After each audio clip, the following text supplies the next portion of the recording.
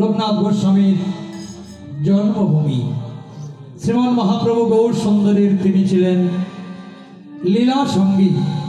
বয়সে গৌরাঙ্গ সুন্দরের চাইতে কিছু বড় ছিলেন। তিনি বিশাল জমিদারের পুত্র ছিলেন। এই লোকনাথ গোস্বামীর ইতিহাস আছে।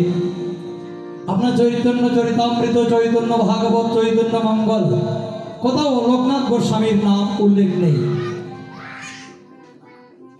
কেন নেই? চৈতন্য চরিতামৃতকার ছিল কৃষ্ণদাস কবিরাজ গোস্বামী পাদ যখন গৌর লীলা সংক্রান্ত গ্রন্থ শ্রী চৈতন্য চরিতামৃত রচনার জন্য দায়িত্বপ্রাপ্ত হলেন, তখন তিনি তথ্য সংগ্রহ করার জন্য মহাপ্রভুর যারা লীলা সঙ্গী ছিলেন তাদের কাছে গমন করলেন। তন্মধ্যে অন্যতম হলেন লোকনাথ গোস্বামী। তার কাছে গেলেন এবং মহাপ্রভুর লীলা সম্বলিত কাহিনী জানতে চাইলেন। তখন লোকনাথ গোস্বামী বলেছিলেন, হে নরোত্তম, হে কৃষ্ণদাস, আমি তোমাকে প্রভুর লীলার ঘটনা আমার যা জানা আছে আমি দিতে পারি, কিন্তু তুমি যদি একটি শর্ত মান্য করো। কি সেই শর্ত? তোমার লিখিত গ্রন্থে আমার কোনো নাম থাকতে পারবে না। আমার নাম জগতে থাকুক এটা আমি চাই না, আমার প্রভুর নাম থাকুক এটাই আমার কাম্য। তুমি যদি আমাকে কথা দাও তাহলে আমি তোমাকে তথ্যাদি দিতে পারি। শ্রীল কৃষ্ণদাস কবিরাজ গোস্বামী অগত্যা অপারক পক্ষে তার কাছ থেকে সেই তথ্য উপাত্ত গৌরলীলা সংক্রান্ত গ্রন্থ রচনার জন্য নেওয়ার কারণে সেই শর্ত স্বীকার করেছিলেন। এই কারণে চৈতন্য চরিতামৃতে কোথাও লোকনাথ গোস্বামীর নাম নেই। কিতুরি ধাম আমাদের বাংলাদেশের রাজশাহীতে কিতুরি ধাম বলে একটি স্থান।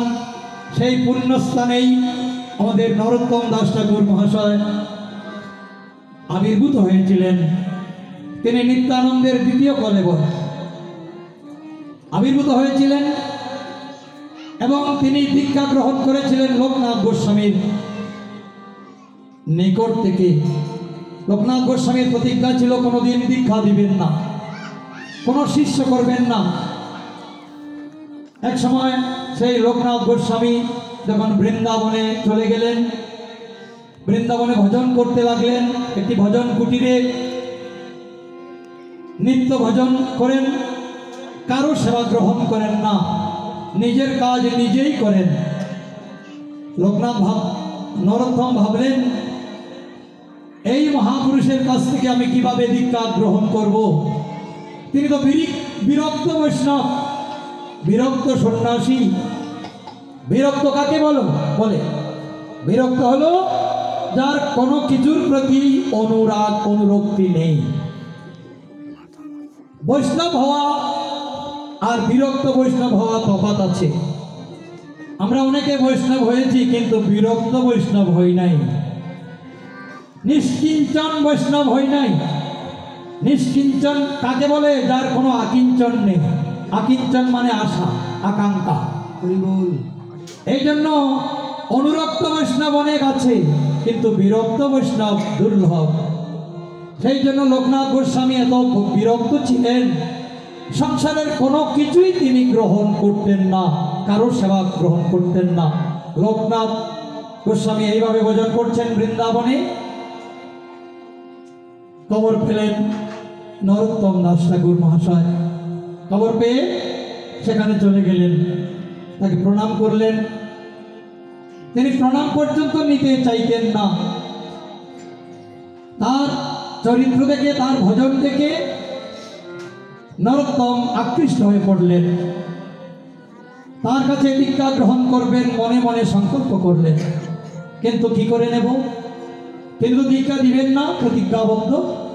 প্রতিদিন একেবারে নিশি রাত্রে উঠে লোকনাথ গোস্বামীর বাহ্যের জল, শৌচের জল, তার যে ভজন কুটির আশপাশ পরিষ্কার পরিচ্ছন্ন করে তিনি শয়ন থেকে, নিদ্রা থেকে উত্থিত হওয়ার পূর্বেই এগুলো করে জলপাত্রে জলাদি রেখে তারপর নরোত্তম চলে যেতেন চুরি করে সেবা করতেন।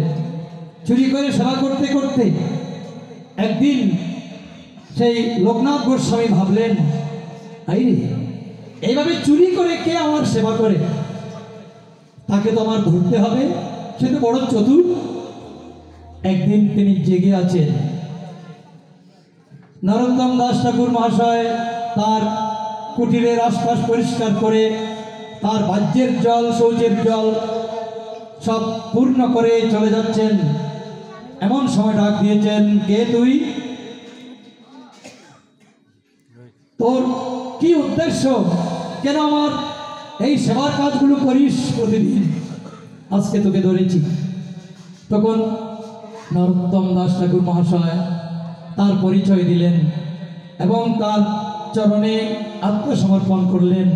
বললেন, আপনি আমার গুরুদেব, আপনি আমাকে দীক্ষা দিন বা না দিন, আপনি তো স্বাধীন স্বতন্ত্র, কিন্তু আপনি আমার গুরুদেব। যদি আপনি আমায় মন্ত্র না দেন তাহলে আমি সারা জীবন মন্ত্রহীন থাকব। আপনাকে গুরু জ্ঞান করে আমি ভজন করব। আপনি ছাড়া আমার আর দ্বিতীয় কোনো গুরু নেই। তখন অগত্যা অপারগ পক্ষে লোকনাথ গোস্বামী সেই একজনকেই দীক্ষা প্রদান করেছিলেন। তিনি হলেন ঠাকুর নরোত্তম দাস। সেই নরোত্তম দাস ঠাকুরের জন্মস্থান আমাদের বাংলাদেশে রাজশাহীতে খিতুরি বিশাল বৈষ্ণব সম্মেলন। বাংলাদেশে রাজশাহী জেলায় খিতুরি নামক গ্রামে তার বিশাল স্টেট, তার পিতার নাম ছিল কৃষ্ণচন্দ্র দত্ত। তো সেই লোকনাথ গোস্বামীর সেই নরোত্তম দাস ঠাকুরের অনেক কথা আছে, বৈষ্ণব জগতে তাদের অনেক প্রভাব। তো সেই বৈষ্ণব শ্রেষ্ঠ নরোত্তম দাস ঠাকুরের রচিত এই গুরু বন্দনা আমরা কীর্তন করেছি। গুরু বন্দনা শেষে তার গুরুদেবের নাম একটু তিনি উল্লেখ করলেন। এবার